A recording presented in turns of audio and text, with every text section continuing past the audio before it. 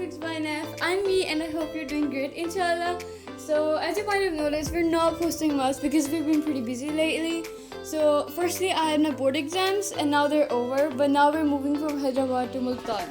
So it's a pretty long journey and everything, so we don't have much like a lot of time to shoot or voice over. So these are just some of our drafts that we're gonna be posting. This is a recipe inspired by food fusion, and Tres Leches are like one of the best cakes out there, and honestly I love Tres Leches. So we're gonna show you how to make two types of them. Firstly, we have a chocolate like coating on it, but then the authentic caramel one, or caramel, whatever you like to call it. But I like the caramel ones the most because they are like the authentic one and their originality is amazing.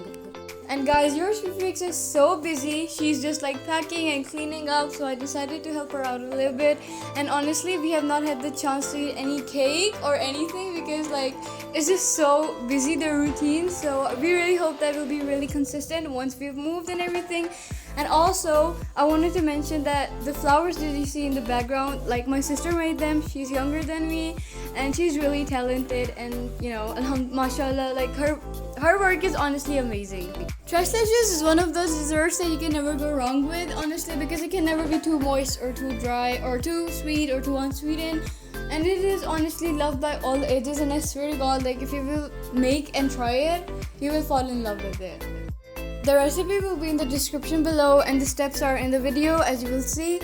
So I would really hope that you try it because it is really good. And also, Mama has made them in 3 different containers, but you can also make it in a whole, as you like. So, but we wanted to try different flavors, so we did that.